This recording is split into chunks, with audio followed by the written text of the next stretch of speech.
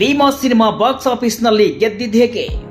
ದುನಿಯಾ ವಿಜಯ್ ನಿರ್ದೇಶನದ ಭೀಮಾ ಸಿನಿಮಾವು ಥಿಯೇಟರ್ಗಳಲ್ಲಿ ಹೌಸ್ಫುಲ್ ಪ್ರದರ್ಶನ ಕಾಣ್ತಾ ಇದೆ.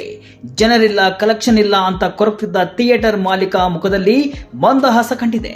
ತೆರೆ ಕಂಡ ದಿನದಿಂದಲೂ ಸಿಂಗಲ್ ಸ್ಕ್ರೀನ್ ಥಿಯೇಟರ್ಗಳಲ್ಲಿ ಸಿಂಗಂ ತರ ಗರ್ಜಿಸುತ್ತಿದ್ದಾನೆ. ಹಾಗೆ ನೋಡಿದ್ರೆ ಭೀಮಾ ಸಿನಿಮಾಗೆ ಪೂರ್ಣ ಪ್ರಮಾಣದ ಪಾಸಿಟಿವ್ ವಿಮರ್ಶೆ ಸಿಕ್ಕಿಲ್ಲ. ಅಲ್ಲದೆ ಇದು ಎ ಸರ್ಟಿಫಿಕೇಟ್ ಪಡೆದುಕೊಂಡಿರೋ ಕಡ್ಡಾಯವಾಗಿ ವಯಸ್ಕರೇ ನೋಡುವಂತಹ ಸಿನಿಮಾ. ಹೇಗಿದ್ರೂ ಭೀಮಾ ಮಾಡಿರುವ ಮೋಡಿ ಸಾಮಾನ್ಯದ್ದಲ್ಲ. ಹಾಗಾದ್ರೆ ಈ ಸಿನಿಮಾ ಇಷ್ಟೊಂದು ಸೌಂಡ್ ಮಾಡುವುದಕ್ಕೆ ಕಾರಣವೇನು?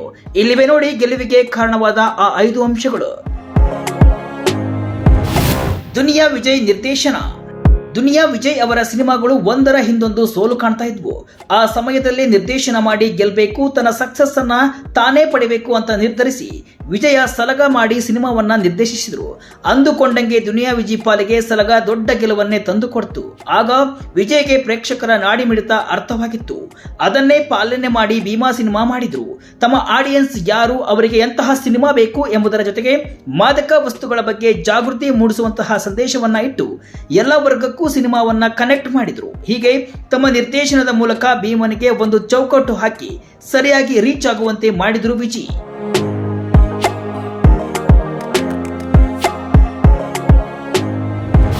ಕಮಾಲ್ ಮಾಡಿದ ಚರಣ್ ರಾಜ್. ಎಸ್, ಸಂಗೀತ ನಿರ್ದೇಶಕ ಚರಣ್ ರಾಜ್ ಅವರಿಗೆ ಭೀಮಾ ಸಿನಿಮಾದ ಗೆಲುವಿನಲ್ಲಿ ದೊಡ್ಡ ಪಾಲು ಹೋಗಬೇಕು. ಯಾಕಂದ್ರೆ ಸಿನಿಮಾ ಯಾವ ಕಂಟೆಂಟ್ ಅನ್ನ ರಿಲೀಸ್ ಮಾಡದೆ ಬರೀ ಹಾಡುಗಳ ಮೂಲಕವೇ ನಿರೀಕ್ಷೆ ಹುಟ್ಟುಕೊಳ್ಳುವಂತೆ ಮಾಡಲಾಗಿತ್ತು. ಅದು ಪ್ರೇಕ್ಷಕರಿಗೆ ದೊಡ್ಡ ಇನ್ವಿಟೇಷನ್ ಅಂತ ಹೇಳಿದ್ರೆ ತಪ್ಪಾಗಲ್ಲ. ಈ ಮಾತನ್ನ ಸ್ವತಃ ದುನಿಯಾ ವಿಜಯ್ ಕೂಡ ಒಪ್ಪಿಕೊಳ್ತಾರೆ.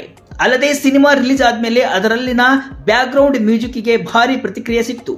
ಸಿನಿಮಾವನ್ನ ಇನ್ನೊಂದು ಹಂತಕ್ಕೆ ಕೊಂಡೊಯ್ಯುವಲ್ಲಿ ಅದು ಸಹಕಾರಿಯಾಯಿತು.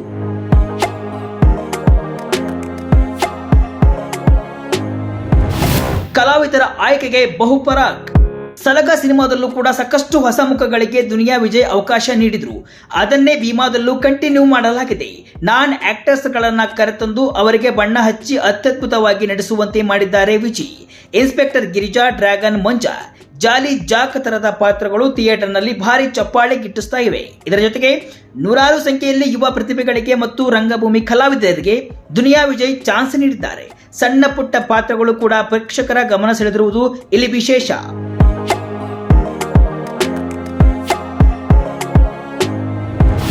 ಸಿನಿಮಾದಲ್ಲಿ ರಿಯಲಿಸ್ಟಿಕ್ ಅಪ್ರೋಚ್. ಭೀಮಾ ಸಿನಿಮಾವನ್ನ ಸಾಧ್ಯವಾದಷ್ಟು ರಿಯಲಿಸ್ಟಿಕ್ ಅಪ್ರೋಚ್ ನೊಂದಿಗೆ ಕಟ್ಟಿಕೊಟ್ಟಿದ್ದಾರೆ ದುನಿಯಾ ವಿಜಯ್.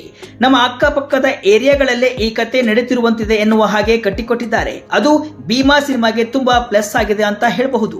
ಪೊಲೀಸ್ ಇಲಾಖೆ ವರ್ಕ್ ಮಾಡುವ ರೀತಿ, ಆರೋಪಿಗಳಿಗೆ ಕೊಡುವ ಟ್ರೀಟ್ಮೆಂಟ್ ಹೇಗಿರುತ್ತೆ ಎಂಬುದನ್ನು ಕೂಡ ಡಿಫರೆಂಟ್ ಆಗಿ ತೋರಿಸಲಾಗಿದೆ. ಮಾದಕ ವಸ್ತುಗಳು ಯಾವ ರೀತಿ ಸಪ್ಲೈ ಆಗ್ತವೆ ಎಂಬ ಬಗ್ಗೆ ತುಂಬಾ ಡಿಟೇಲಿಂಗ್ ಆಗಿ ಹೇಳಲಾಗಿದೆ. ಇಡೀ ಸಿನಿಮಾದ ಮೇಕಿಂಗ್ ಕೂಡ ಅದೇ ಮಾದರಿಯಲ್ಲಿದೆ. ಭೀಮನಿಗೆ ಆಸ್ತಿಯಾದ ಡೈಲಾಗ್ ಅಂಡ್ ಫೈಟ್ಸ್. ಸಲಗ ಸಿನಿಮಾಗೆ ಸಂಭಾಷಣೆ ಬರೆದ ಮಾಸ್ತಿ ಅವರೇ ಭೀಮಾ ಸಿನಿಮಾಕ್ಕೂ ಕೂಡ ಡೈಲಾಗ್ ಬರೆದಿದ್ದಾರೆ. ಸಖತ್ ಲೋಕಲ್ ಭಾಷೆಯನ್ನ ಹಂಗೆ ಬರೆದಿರುವ ಮಾಸ್ತಿ ಹಲವು ಕಡೆ ಪಂಚಿಂಗ್ ಡೈಲಾಗ್ಸ್ ಇಟ್ಟಿದ್ದಾರೆ. ಇದು ಯೂತ್ ಆಡಿಯನ್ಸ್ ನ ಬೇಗ ಅಟ್ರಾಕ್ಟ್ ಮಾಡಿದೆ. ಜೊತೆಗೆ ವಿಜಯ್ ಸಖತ್ತಾಗಿ ಫೈಟ್ ಮಾಡಿದ್ದಾರೆ. ಆಕ್ಷನ್ ಸೀನ್ ಗಳನ್ನು ಕೂಡ ಬಹಳ ಭಿನ್ನವಾಗಿ ಡಿಸೈನ್ ಮಾಡಲಾಗಿದೆ. ಈ ಹೊಸತನದಿಂದ ಕೂಡಿರುವ ಫೈಟ್ಸ್ ಆಕ್ಷನ್ ಪ್ರಿಯರಿಗೆ ಇಷ್ಟವಾಗಿದೆ.